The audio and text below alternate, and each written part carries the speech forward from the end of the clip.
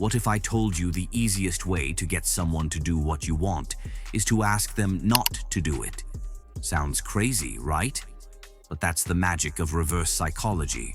And trust me, once you learn these tricks, you'll never look at conversations the same way again. Stick around, because in just 3 minutes, you'll uncover the secrets to influencing anyone effortlessly, but only if you're ready to use this power wisely. Have you ever felt like your words fall on deaf ears, no matter how much you explain, convince, or plead? It's frustrating, isn't it? Whether it's a stubborn child refusing to clean their room, a coworker rejecting your ideas, or a friend unwilling to listen to your advice, the more you push, the more they resist. Here's the shocking truth. Our brains are hardwired to value freedom and autonomy. When someone feels their independence is threatened, they instinctively rebel.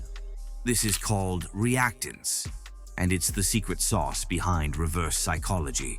But here's the catch. Reverse psychology isn't just about saying the opposite of what you want. Done poorly, it can backfire, making you seem manipulative or insincere. Done correctly, however, it's like holding a mirror to someone's subconscious desires. So how do you use reverse psychology effectively? Let's break it down with a simple example.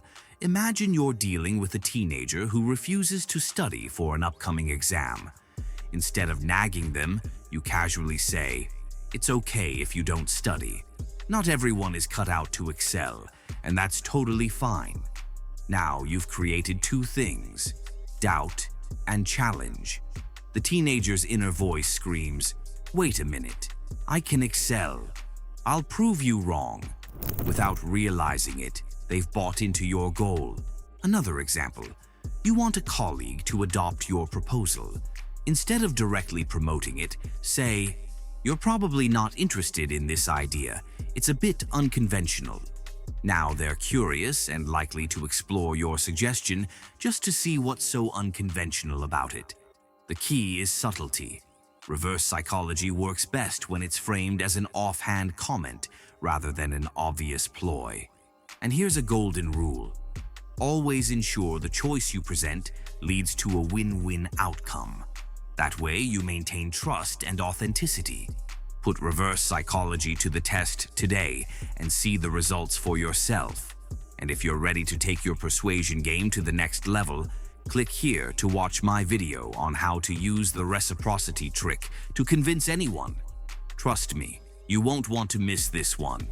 Until then, stay curious, stay unpredictable with Psychology Pulse.